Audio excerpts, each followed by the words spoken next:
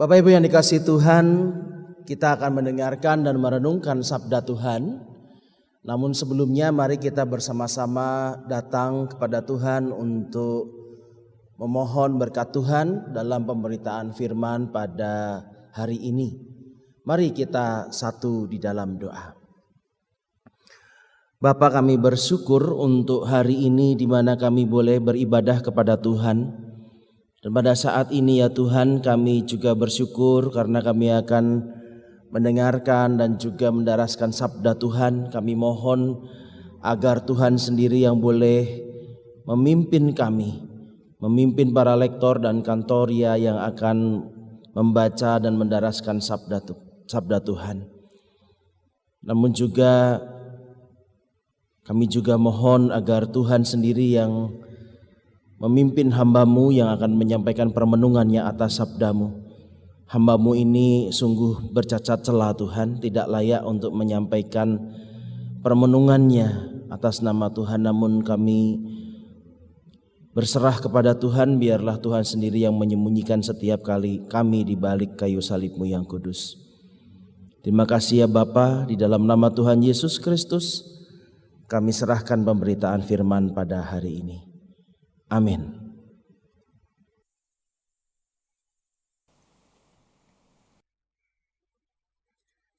Bacaan pertama dari Yeremia pasal 23 ayat 23 sampai dengan 29. Masakan aku ini hanya Allah yang dari dekat, demikianlah firman Tuhan, dan bukan Allah yang dari jauh juga. Sekiranya ada seseorang menyembunyikan diri dalam tempat persembunyian, masakan aku tidak melihat dia? Demikianlah firman Tuhan. Tidakkah aku memenuhi langit dan bumi? Demikianlah firman Tuhan. Aku telah mendengar apa yang dikatakan oleh para nabi yang bernubuat palsu demi namaku dengan mengatakan, aku telah bermimpi. Sampai bila mana hal itu ada dalam hati para nabi yang bernubuat palsu dan yang menubuatkan tipu rekaan hatinya sendiri, yang merancang membuat umatku melupakan namaku dengan mimpi-mimpinya yang mereka ceritakan seorang kepada seorang, sama seperti nenek moyang mereka melupakan namaku oleh karena Baal. Nabi yang beroleh mimpi, biarlah menceritakan mimpinya itu. Dan nabi yang beroleh firmanku, biarlah menceritakan firmanku itu dengan benar. Apakah sangkut paut jerami dengan gandum? Demikianlah firman Tuhan. Bukankah firmanku seperti api? Demikianlah firman Tuhan. Dan seperti palu yang menghancurkan bukit batu. Demikianlah sabda Tuhan. Syukur kepada Allah.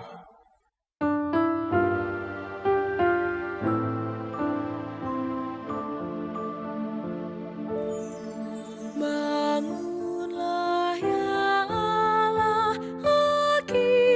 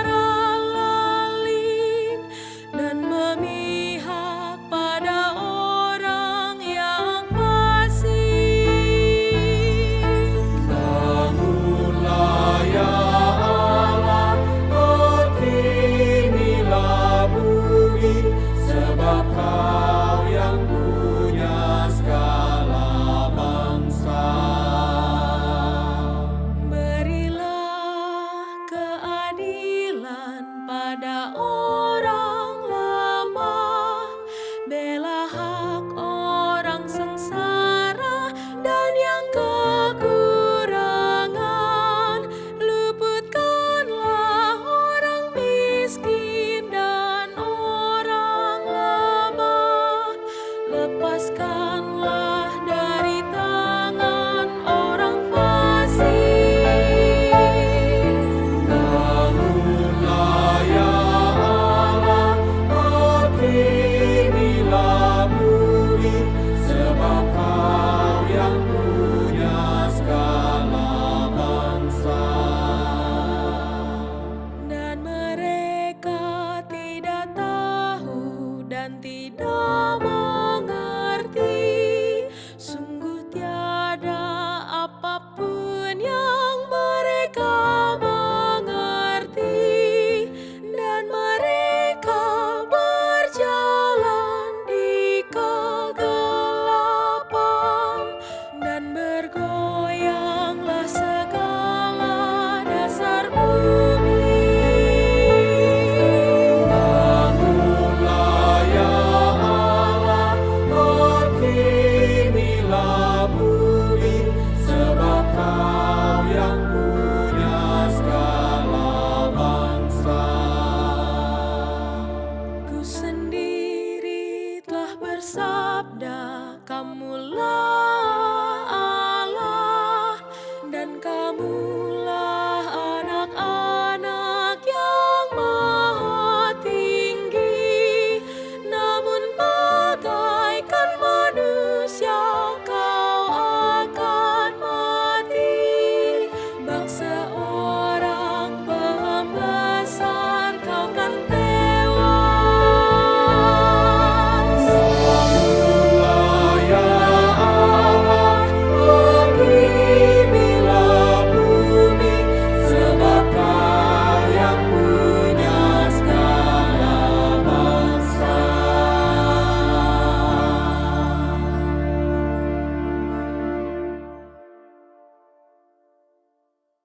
Bacaan kedua dari surat Ibrani pasal 11 ayat 29 sampai dengan pasal 12 ayat yang kedua. Karena iman, maka mereka telah melintasi Laut Merah, sama seperti melintasi tanah kering, sedangkan orang-orang Mesir tenggelam ketika mereka mencobanya juga. Karena iman, maka runtuhlah tembok-tembok Yeriko setelah kota itu dikelilingi 7 hari lamanya. Karena iman, maka Rahab, perempuan sundal itu, tidak turut binasa bersama-sama dengan orang-orang durhaka, karena ia telah menyambut pengintai-pengintai itu dengan baik. Dan apakah lagi yang harus aku sebut? Sebab aku akan kekurangan waktu apabila aku hendak menceritakan tentang Gideon, Barak, Simson, Yefta, Daud dan Samuel, dan para nabi yang karena iman telah menaklukkan kerajaan-kerajaan, mengamalkan kebenaran, memperoleh apa yang dijanjikan, menutup mulut singa-singa, memadamkan api yang dahsyat. Mereka telah luput dari mata pedang, telah beroleh kekuatan dalam kelemahan, telah menjadi kuat dalam peperangan, dan telah memukul mundur pasukan-pasukan tentara asing. Ibu-ibu telah menerima kembali orang-orangnya yang telah mati, sebab dibangkitkan. Tetapi orang-orang lain membiarkan dirinya disiksa dan tidak mau menerima pembebasan supaya mereka beroleh kebangkitan yang lebih baik. Ada pula yang diejek dan didera, bahkan yang dibelenggu dan dipenjarakan. Mereka dilempari, digergaji, dibunuh dengan pedang. Mereka mengembara dengan berpakaian kulit domba dan kulit kambing, sambil menderita kekurangan, kesesakan, dan siksaan. Dunia ini tidak layak bagi mereka. Mereka mengembara di padang gurun, dan di pegunungan, dan di dalam gua-gua, dan celah-celah gunung. Dan mereka semua tidak memperoleh apa yang dijanjikan itu, sekalipun iman mereka telah memberikan kepada mereka suatu kesaksian yang baik. Sebab Allah telah menyediakan sesuatu yang lebih baik bagi kita, tanpa kita mereka tidak dapat sampai kepada kesempurnaan. Karena kita mempunyai banyak saksi, bagaikan awan yang mengelilingi kita, marilah kita menanggalkan semua beban dan dosa yang begitu merintangi kita, dan berlomba dengan tekun dalam perlombaan yang diwajibkan bagi kita. Marilah kita melakukannya dengan mata yang tertuju kepada Yesus, yang memimpin kita dalam iman, dan yang membawa iman kita itu kepada kesempurnaan, yang dengan mengabaikan kehinaan, tekun memikul salib ganti sukacita yang disediakan bagi Dia, yang sekarang duduk di sebelah kanan tahta Allah. Demikianlah sabda Tuhan. Syukur kepada Allah. Bapak Ibu yang dikasihi Tuhan, pembacaan Injil Tuhan kita Yesus Kristus terambil dari Injil Lukas pada pasal yang ke-12, ayatnya yang ke-49 sampai ayatnya yang ke-56. Injil Lukas pasal 12 ayat yang ke-49 sampai ayat yang ke-56. Demikian sabda Tuhan. Aku datang untuk melemparkan api ke bumi, dan betapakah aku harapkan api itu telah menyala. Aku harus menerima baptisan, dan betapakah susahnya hatiku sebelum hal itu berlangsung. Kamu menyangka bahwa aku datang untuk membawa damai di atas bumi? Bukan, kataku kepadamu, bukan damai, melainkan pertentangan. Karena mulai dari sekarang akan ada pertentangan antara 5 orang di dalam satu rumah. 3 melawan 2 dan 2 melawan 3. Mereka akan saling bertentangan. Ayah melawan anaknya laki-laki dan anak laki-laki melawan ayahnya. Ibu melawan anak perempuan dan anak perempuan melawan ibunya. Ibu mertua melawan menantu perempuan dan menantu perempuan melawan ibu mertuanya. Yesus berkata pula kepada orang banyak, apabila kamu melihat awan naik di sebelah barat, segera kamu berkata akan datang hujan. Dan hal itu memang terjadi.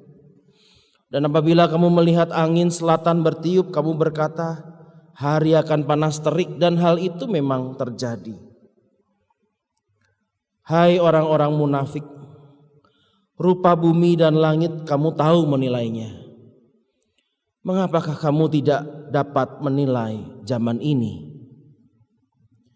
Jemaat Tuhan, demikianlah pembacaan dan pendarasan sabda Tuhan.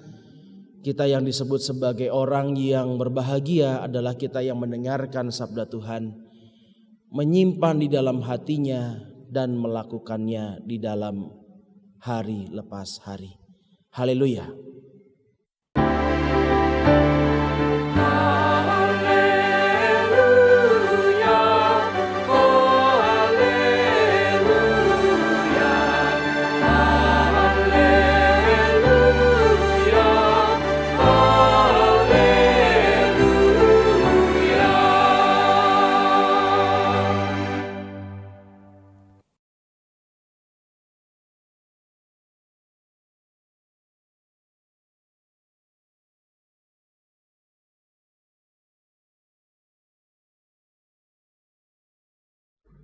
Bapak Ibu yang dikasihi Tuhan, mungkin ada di antara Bapak Ibu yang masih ingat pada waktu zaman-zaman pemilu yang lalu. Pada waktu kita memilih wakil kita untuk duduk di DPRD atau di DPR. Pada waktu itu ketika pemilihan caleg-caleg ini, Bapak Ibu, kita masih ingat ada banyak spanduk-spanduk yang bertebaran di mana-mana. Spanduk-spanduk itu mengupayakan agar kita bisa memilih orang yang pada saat itu memasang spanduk, sehingga kita memilih dia sebagai legislator. Nah, Bapak Ibu yang dikasihi Tuhan, ada beberapa spanduk, di antara spanduk-spanduk yang ada itu dibuat dengan sangat kreatif. Ada yang memasang fotonya itu terbalik. Jadi wajahnya itu di bawah, badannya itu di atas. Jadi terbalik begitu. Lalu kemudian di atas foto yang terbalik itu ada tulisan atau slogan, siap jungkir balik untuk rakyat. Waduh, keren sekali ya. Ada lagi yang mencuri perhatian, foto dirinya dipampang begitu besar, lalu di atas foto itu ada tulisan merah, satu kata besar sekali, tulisannya pelakor. Wah, kita tentu kaget ya. Berani-beraninya ada orang lalu kemudian dipampang tulisannya pelakor. Rupanya yang dimaksud pelakor itu bukan singkatan perebut laki orang, tetapi singkatan pengganti legislatif kotor, pelakor. Waduh. Bapak Ibu yang dikasihi Tuhan, kreativitas yang di luar batas itu memang harus mereka lakukan. Supaya apa? Supaya apa yang mereka lakukan itu bisa memancing orang untuk memilih dirinya duduk di legislatif. Untuk urusan merebut hati rakyat macam para caleg-caleg ini, nampaknya Tuhan Yesus ini perlu belajar dari mereka, dalam tanda kutip ya. Bagaimana tidak? Memang seharusnya orang promosi itu seperti itu, yang menarik agar orang tertarik kepadanya. Pakai kata-kata yang indah, pakai kata-kata yang clickbait begitu istilahnya ya, sehingga orang apa itu? Wah, siapa itu? Begitu ya. Nah, itu seharusnya memang begitulah orang ketika mempromosikan agar orang itu memilih dirinya. Namun itu tidak Tuhan Yesus lakukan. Sebetulnya Bapak Ibu sangat mudah bagi Tuhan Yesus untuk merebut simpati dari masyarakat. Merebut hati masyarakat Israel pada saat itu gampangnya setengah mati. Mereka bisa dengan sangat mudah dimenangkan sehingga pada akhirnya ujungnya mereka menjadi umat Tuhan Yesus dan percaya kepada Tuhan Yesus. Sangat mudah karena pada waktu itu nama Tuhan Yesus begitu dikenal oleh banyak orang. Karena Yesus pada saat itu digadang-gadang menjadi Mesias yang membebaskan bangsa Israel dari penjajahan. Dia diharapkan sebagai Mesias yang sudah ditunggu beratus-ratus tahun. Kerinduan yang ditahan ini Bapak Ibu memuncak ketika Tuhan Yesus hadir dengan segala pelayanannya yang ajaib itu. Namun menarik, alih-alih Tuhan Yesus memberikan rayuan-rayuan, memberikan slogan-slogan, memberikan janji-janji yang manis itu, Tuhan Yesus justru berkata dan tercatat dalam bacaan Injil kita Lukas 12 ayat 49. Aku datang untuk melemparkan api ke bumi dan betapa aku harapkan api itu telah menyala. Aku datang untuk melemparkan api ke bumi. Sangkamu aku datang membawa damai sejahtera. Oh, aku datang membawa pertentangan. Bapak Ibu, Tuhan Yesus mengucapkan kalimat-kalimat yang begitu mengejutkan pada saat itu. Kalimat-kalimat yang tidak diharapkan oleh para pengikutnya. Kalimat-kalimat yang sulit sekali dimengerti, dipahami dan diterima oleh para pengikutnya yang mengharapkan ia menjadi Mesias. Mengapa hal itu Tuhan Yesus lakukan? Tuhan Yesus ingin menyadarkan orang-orang yang pada saat itu menuntut Tuhan Yesus untuk menjadi Mesias, memilih menjadi pengikutnya karena ada maunya, yaitu supaya keinginan mereka terwujud. Yesus sang anak Daud ini menjadi Mesias saya, ini menjadi Mesias kita. Bapak Ibu yang dikasihi Tuhan, dengan sangat tegas Yesus menolak harapan itu. Ia justru bukan saja menolak, tetapi ia menunggang balikkan keinginan itu.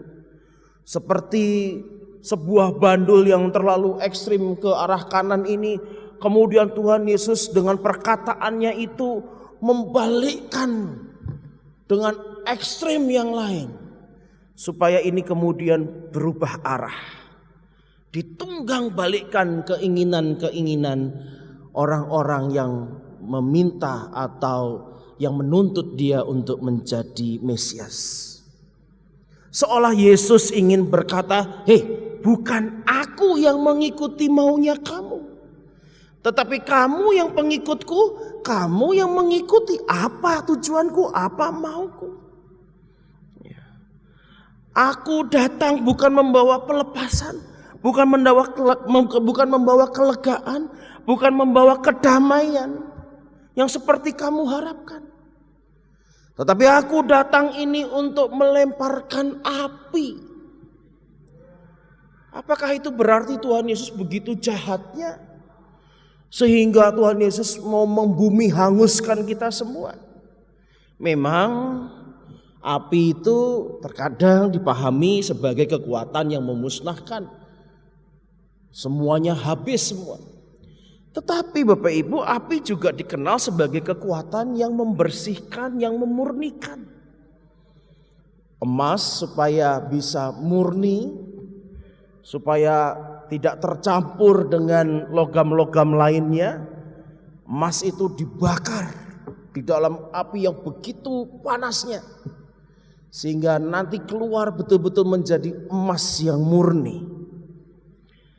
Bapak Ibu, alih-alih Tuhan Yesus ini datang sebagai Mesias yang membebaskan seperti yang diharapkan oleh orang Israel, Yesus justru datang untuk memurnikan motivasi orang mengikut Yesus, memurnikan iman ketika kita mau mengikut Yesus, sehingga nanti pada akhirnya ketika Yesus datang untuk kedua kalinya sebagai hakim yang agung, dan pada akhirnya seluruhnya ini sudah selesai, kita sudah siap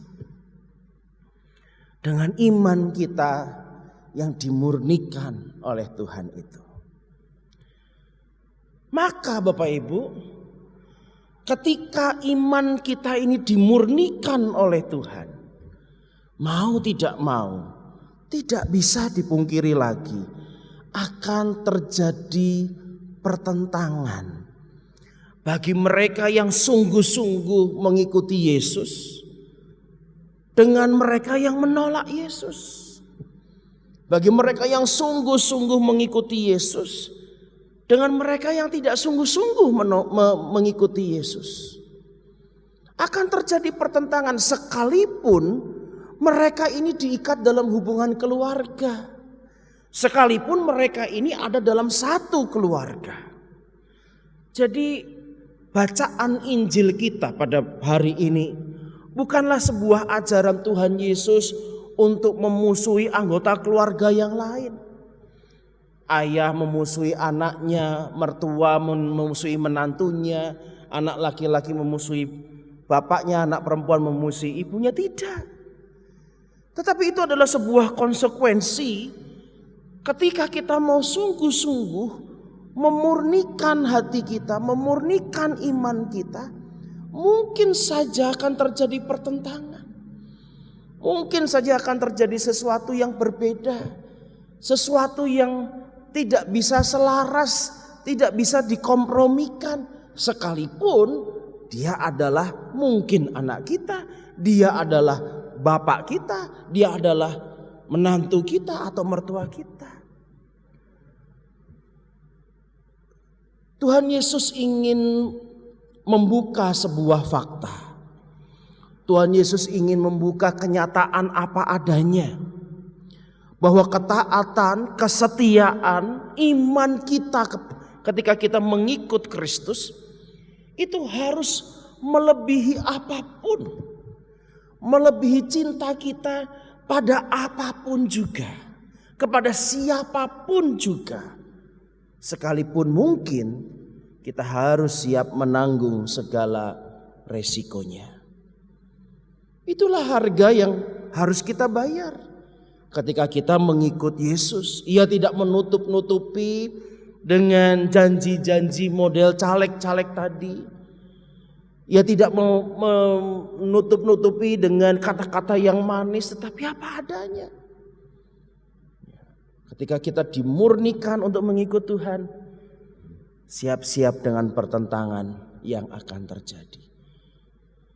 Tuhan Yesus mengatakan apa adanya, sekalipun apa adanya yang diucapkan Tuhan Yesus itu mungkin tidak disukai oleh para pengikutnya. Mungkin para pengikutnya yang pada saat itu mendengar, bagian ini saya kepengen skip aja lah, saya gak kepengen dengar Tuhan Yesus ngomong seperti ini. Itu seperti dalam bacaan pertama kita, Bapak Ibu. Yeremia menceritakan bahwa ada nabi-nabi palsu yang menyampaikan hal-hal baik, hal-hal indah. Lalu hal-hal baik dan hal-hal indah itu mereka atasnamakan bahwa itu datangnya dari Tuhan, di mana Tuhan menyampaikan hal-hal tersebut yang indah-indah, yang baik-baik itu melalui mimpi. Tuhan itu kan Dia maha baik lah, Dia itu kan tidak jahat pada kita, pasti Dia mendatangkan yang baik bagi kita. Tuhan mengatakan hal yang baik loh pada saya melalui mimpinya. Begitu kira-kira para nabi-nabi palsu ini menyampaikan berita bohong kepada masyarakat atau kepada orang-orang Israel yang ada pada zaman pembuangan pada saat itu. Tetapi apa kata Tuhan? Yeremia 23 ayat 28 mengatakan begini kata Tuhan. Nabi yang beroleh mimpi, biarlah mereka menceritakan mimpinya itu. Dan nabi yang beroleh firmanku, biarlah menceritakan firmanku itu dengan benar. Jadi memang yang lebih laku, yang lebih ingin didengar, yang lebih ingin yang lebih ingin laku begitu ya, yang lebih suka didengar oleh orang banyak adalah sesuatu yang baik, yang lucu, yang indah, yang menyenangkan. Tetapi terkadang Tuhan tidak menyampaikan itu melalui cara-cara seperti itu. Terkadang kalau dalam bahasa di daerah saya itu, Tuhan menyampaikannya dengan cara tok melong. Tok melong itu apa adanya, ya begitu memang. Kalau kamu benar-benar mau mengikuti aku, ya siap-siap. Kamu harus mengikuti kamu akan dimurnikan, dan ketika kau dimurnikan, ya kau akan terjadi pertentangan. Engkau akan mengalami pertentangan itu. Memang bukan berarti loh ya, kalau kita mengikut Tuhan itu selalu susah.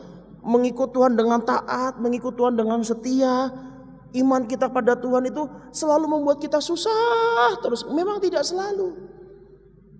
Penulis surat Ibrani tadi menuliskan kesaksian-kesaksian. Itu orang-orang Israel mengikut Tuhan. Dia beriman, dia taat pada Tuhan. Apa yang terjadi? Laut Merah bisa terbelah, mereka bisa jalan di tengah-tengahnya. Lalu kita juga bisa melihat bahwa tembok Yeriko yang begitu tebal, kuat dan kokohnya bisa hancur hanya dengan ketaatan mereka, kesetiaan mereka, iman mereka untuk mengelilingi. Padahal gak ada hubungannya, tapi itu yang diminta Tuhan, itu juga yang dilakukan dan pada akhirnya hancur. Memang tidak selalu selamanya Bapak Ibu, bahwa mengikut Tuhan itu harus sedih, harus susah, harus tersiksa, harus menderita. Namun Bapak Ibu, penulis surat Ibrani pun juga menceritakan bahwa karena iman, ketaatan dan kesetiaan para pembaca, para jemaat pembaca surat Ibrani, banyak mereka yang disiksa. Bahkan di sana dikatakan mereka yang mempertahankan imannya itu ada yang diejek, ada yang didera, ada yang digergaji, ada yang dibunuh, hanya untuk mempertahankan iman percayanya. Terkadang memang iman itu membuahkan hasil yang manis, tetapi tidak jarang juga Iman, kepercayaan kita harus dimurnikan di dalam penderitaan, kesulitan hidup, kengerian hidup. Walaupun kita belum pernah mengalami siksaan yang begitu hebat Bapak Ibu, seperti jemaat pembaca surat Ibrani dalam mengikut Tuhan, saya percaya bahwa kita juga telah melewati berbagai macam pergumulan dalam mengikut Tuhan. Salah satu yang ingin saya angkat adalah soal pandemi, soal COVID.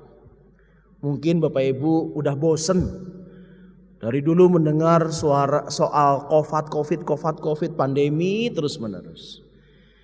Mungkin sebagian di antara kita telah sempat beribadah secara tatap muka. Namun karena angka penularan ini naik lagi, ada beberapa gereja yang kemudian terpaksa harus melakukan ibadahnya dengan online kembali.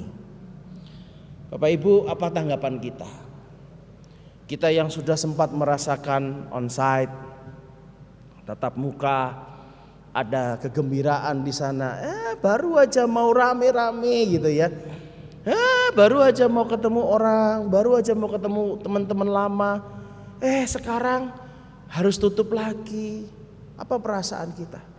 Apa reaksi kita? Apa tanggapan kita? Lah bebelah, melu online maning, delengi YouTube maning, lah bebelah. Mending orang usah maring gereja. Lah capek lah, bosen lah. Kita balik lagi online, ngeliatin YouTube lagi lah, ngapain? Udah mendingan gak usah ke gereja deh. Atau sebaliknya Bapak Ibu, malah ada yang bersorak-sorai. Waduh, syukur doa saya dijawab oleh Tuhan, kebaktian online lagi. Mending kebaktian online. Wah, naik kebaktian online ki isan jagong, isa karomat Medang gitu ya. Nah kalau ke gereja bebeh ya, iso sarungan. Nek maring gereja ora iso sarungan. Kalau ke gereja lagi capek. Mendingan di rumah lihat online, bisa sambil minum teh, minum kopi, bisa duduknya mungkin sambil angkat kaki begitu kira-kira. Kalau disuruh ke gereja lagi bosan. Bapak Ibu yang dikasih Tuhan, kalau model kita mengikut Tuhan, yang penting adalah apa yang saya mau. Saya dengar khotbah, yang penting yang lucu lah, yang menyenangkan hati saya. Saya beribadah, ya seperti yang saya maulah. Harus onsite, harus online. Kalau nggak sesuai dengan apa yang saya mau, ya saya nggak ke gereja. Bapak Ibu, kalau itu yang kita lakukan, maka nggak ada bedanya kita seperti orang Yahudi pada zaman Tuhan Yesus yang meminta Yesus untuk jadi Mesias, atau orang-orang pada zaman Nabi Yeremia yang lebih suka mendengarkan nabi-nabi palsu bercerita tentang mimpi-mimpinya, bukan bercerita tentang suara Tuhan yang benar-benar Tuhan sampaikan. Mungkin suara Tuhan tidak menyenangkan bagi kita, tetapi itulah yang Tuhan ingin bentuk dalam kehidupan kita. Bapak Ibu, ketika kita mengikut Tuhan, hal-hal indah, penuh berkat, seringkali kita terima, seringkali kita alami. Namun tidak jarang juga kita juga harus menerima api pemurnian dari Tuhan.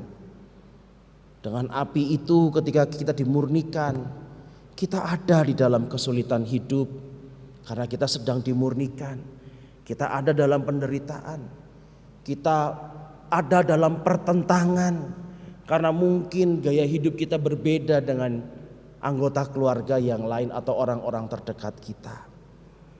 Bapak Ibu yang dikasihi Tuhan, pada hari ini Tuhan mengajarkan kepada kita bahwa memang ada saat di mana kita dimurnikan iman kita kepada Tuhan. Mari berproses bersama-sama dengan Tuhan. Mari kita dengan sukacita dimurnikan Tuhan dengan apapun cara Tuhan. Kita berproses dengan sukacita, apapun resikonya. Amin. Saat teduh bagi kita semua.